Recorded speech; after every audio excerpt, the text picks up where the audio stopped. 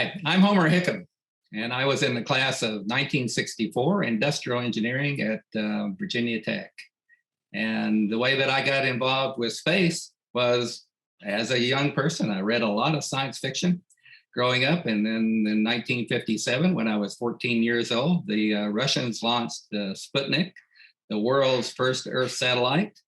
And that so impressed me, I decided to build my own rockets, which I did during the 3 years of high school.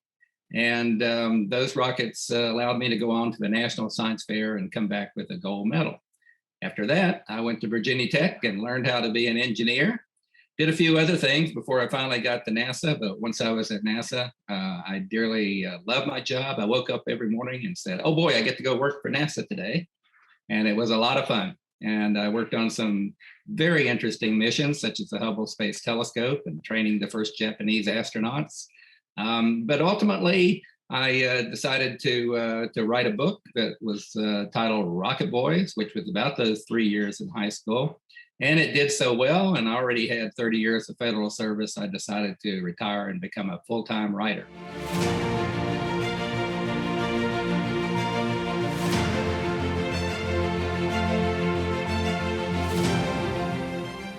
Well, of course, I think the biggest thing for NASA since landing men on the moon was the Hubble Space Telescope. But when it went up, it was had a blurred image, and I got an opportunity to be on the team that figured out how to fix it, and then train the astronauts to go up there and actually do it. So when we saw those clear, amazing pictures coming back from the Hubble Space Telescope, I could have retired then because I felt like that I had almost reached the peak of my career.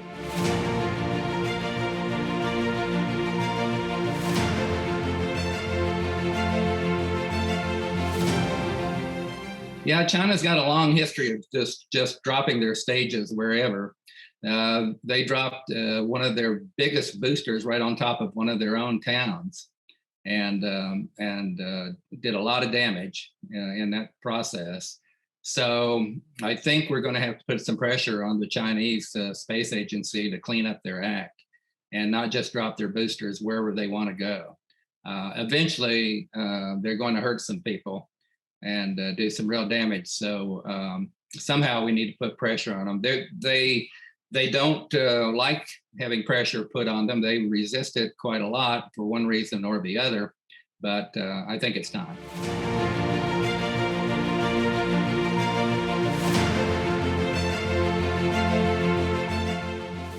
I do hope within my lifetime to see a base on the moon. I recently gave testimony to Congress about that very thing. And I said, what I really want to see within my lifetime is Coalwood on the moon. I'd love to see a mining town on the moon that employs miners there and sends back resources to the Earth. So that's what I'm hoping for.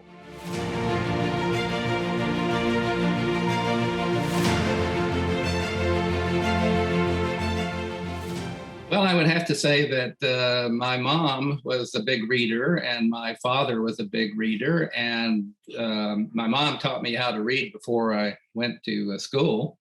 So I was reading. I just absolutely loved it.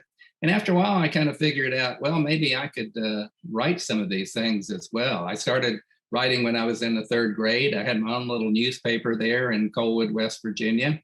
And so it was just something that I loved to do. And I also wrote for the Virginia Tech newspaper when I was there and learned an awful lot about how to hook a reader and open up the first paragraph and so on. So even though I was at engineering school, I learned an awful lot about writing at Virginia Tech.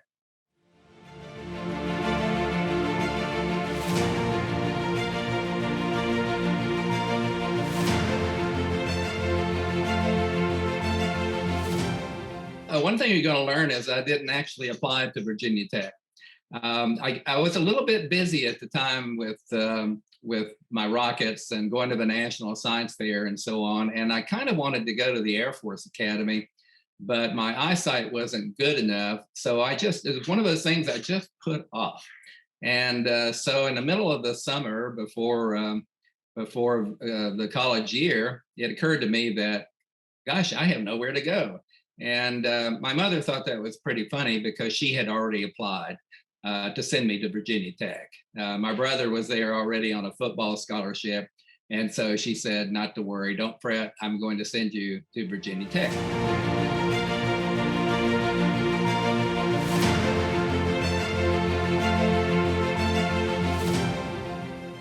Well, once upon a time, a long time ago, we had an annual game with our arch rivals at that time was Virginia Military Institute, VMI. Every Thanksgiving, we had this football game with them, and their cadet corps would march in, and our cadet corps would march in, and we would get up into the stands on opposite sides of the football field, and we would start chanting to each other, mostly insults.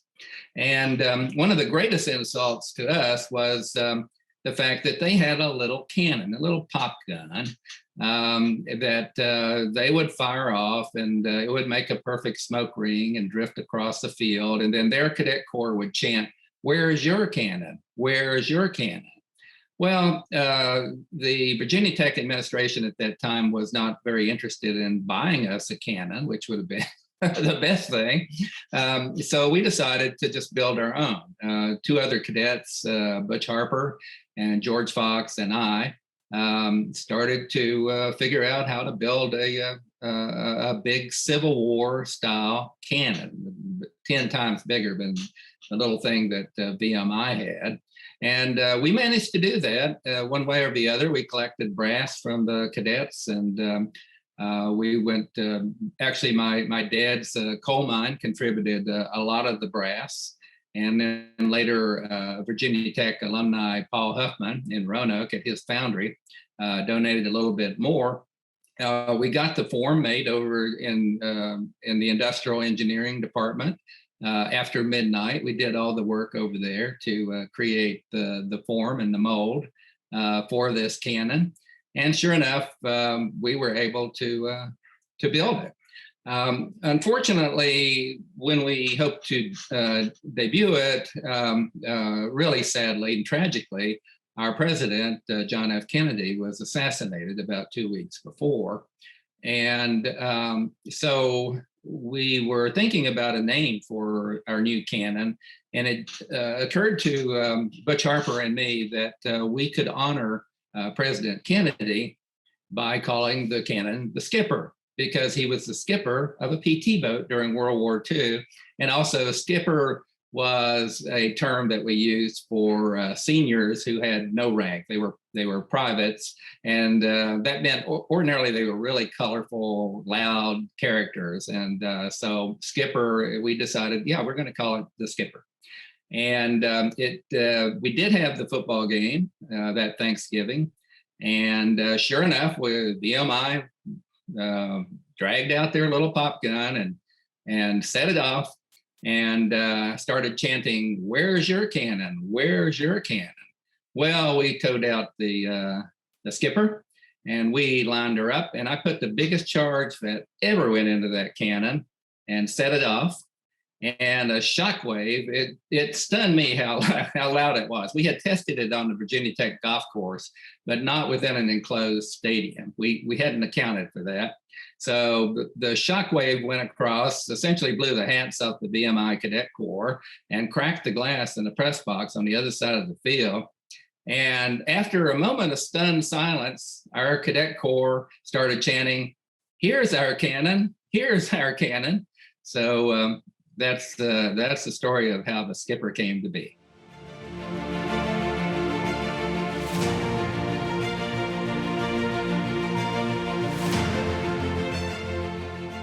As far as we cadets in the class of '64 who built this thing, what were concerned, we did it for that one football game just so that we could chant back at VMI. And of course, after that, we were graduating seniors, and we had no control over what was going to happen to the Skipper. Anything could have happened to it. It could have been ignored or just put away somewhere. But as it turned out, it's really the succeeding classes after our class that made the skipper into the icon that it is today. They nurtured its heritage. They took care of it. They brought it out at all the football games they possibly could. It just got to be the tradition that it's fired after every touchdown. And that's in the home games, and sometimes they go to the go away games as well. And so I give all the credit to the classes that came after us to make it into the icon that it is today.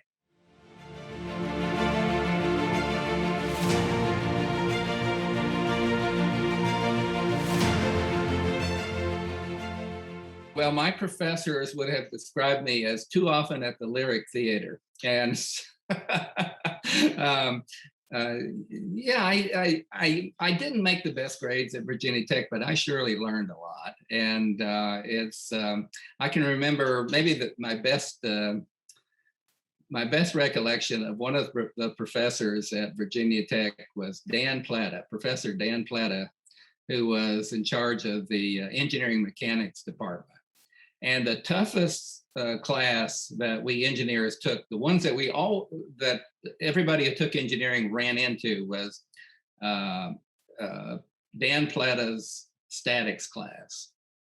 And he would generally flunk at least half of the class. It was just an automatic. And so he got me for sure. And but a lot of the students would just sign up for a graduate student to teach the statics class the second time around. They didn't want to run into the Dan Plata hurricane, but I was stubborn, so I took it from him again, and I managed barely to squeak by. And years later, in a book signing line, his daughter was there, and she said, "Oh, Mr. Hickam, my father just loved you. He talked about you all the time." And I said, "Well, I guess that's why he flunked me, so he'd keep me in his class for a while."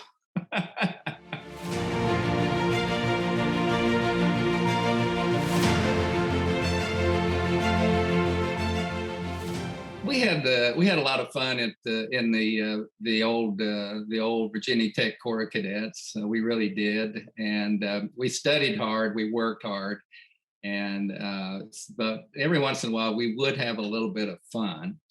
And I can remember during one exam week we decided to dam up the shower room and make it into a swimming pool. And that was kind of just an engineering marvel that we created there on the third floor of Brody Hall. And thank goodness that the people who built that dormitory used reinforced concrete. It did not occur to us how heavy water is, but somehow it worked. So we had students coming from all around with their towels and swimming trunks and just swimming around on the third floor of Brody Hall.